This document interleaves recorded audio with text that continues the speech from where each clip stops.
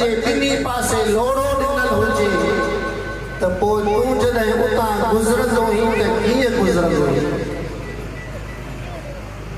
उन शख़्स जवाब ॾिनो त मां जॾहिं उतां गुज़रंदो आहियां त ईअं गुज़रंदो आहियां, पंहिंजा कपिड़ा समेटे गुज़रंदो आहियां त जीअं मुंहिंजा कपिड़ा लोड़े खे न लॻनि, लोड़े में कपिड़ा फासल बि न, ऐं मां आज़ादीअ सां उन बने जे विच मां गुज़री वेंदो आहियां।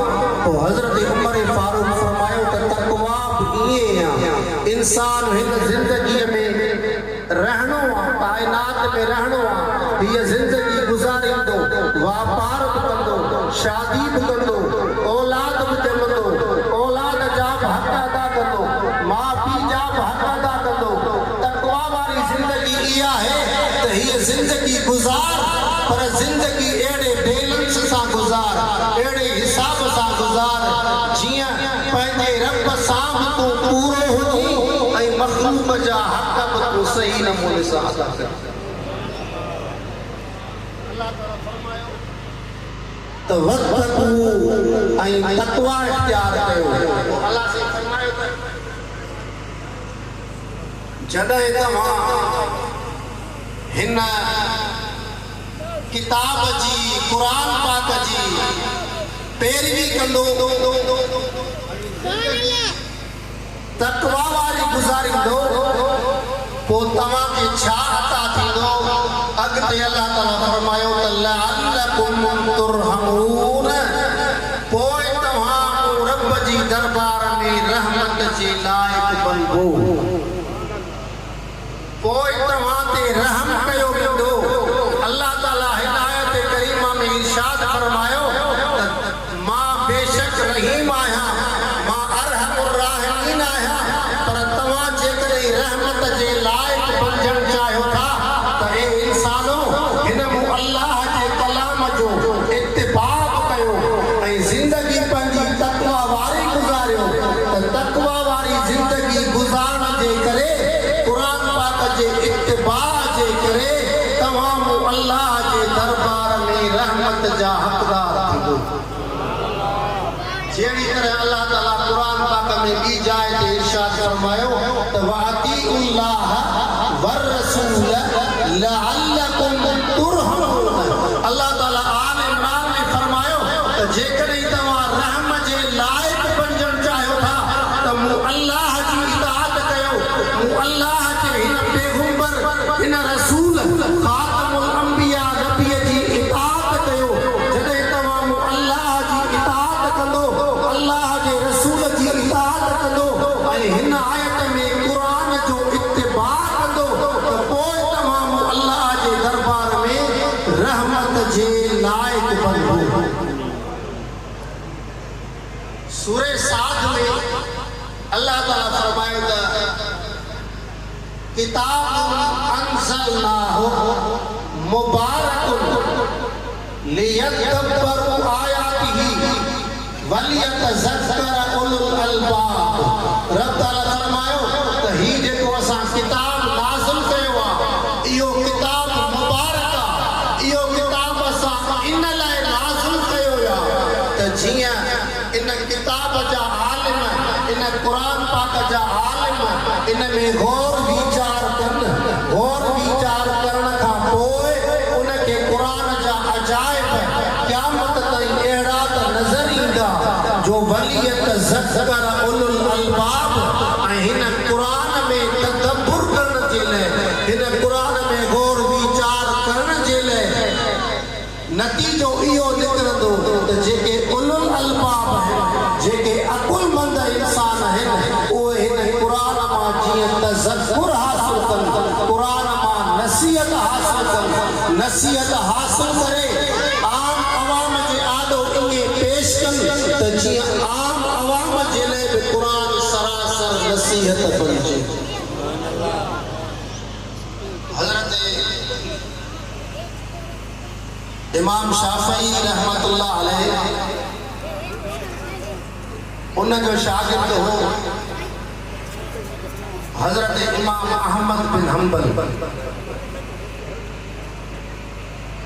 वो हज़रत इमाम अहमद बिन हम्बल हज़रत इमाम शाफ़ी वटि पंहिंजे उस्ताद वटि मेहमान थी वियो। इमाम शाफ़ी रहमतुल्लाह अलैह खे ख़बर पई त मूं वटि मुंहिंजो शागिर्द इमाम अहमद बिन हम्बल मेहमान थी अचे थो। वो पंहिंजे घर वारनि खे पंहिंजी न्याणियुनि खे ॿुधाई त अॼु मूं वटि हिकिड़ो अज़ीम मेहमान अची रहियो आहे जेको वॾी तक़वा वारो आहे, वॾो आलिम आहे।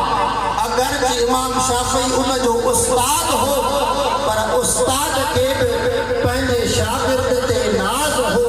वो पंहिंजे घर वारनि खे ॿुधाए पियो त मूं वटि अज़ीम तक़वा वारो हदीस जो क़ुरान पाक जो हिकिड़ो वॾो आलिम अॼु मुंहिंजो मेहमान थींदो। हज़रत इमाम अहमद बिन हम्बल इमाम शाफ़ी रहमतुल्लाह अलैह वटि मेहमान थी आयो। रात जो कचहरी मुख़्तसर थी। उन खां पोइ हज़रत इमाम शाफ़ी रहमतुल्लाह अलैह उन जे कमरे में मुसल्लो बि रखियो। रात जागण जे लाइ, निमाज़ जे लाइ, तहज्जुद जे लाइ, वुज़ू लाइ कोरो पाणी जो बि रखी उन जे लाइ निमाज़ जो इहतमाम कई। पोइ जॾहिं सुबह थी ऐं इमाम अहमद बिन हम्बल मोकिलाए ऐं वियो हलियो त उन जे न्याणे ॾिठो त जेको असां कोरो भरे इमाम अहमद बिन हम्बल जे वुज़ूअ जे लाइ रखियो हो उहो साॻियो ई कोरो भरियो पियो आहे, उन मां वुज़ू थियल बि नाहे।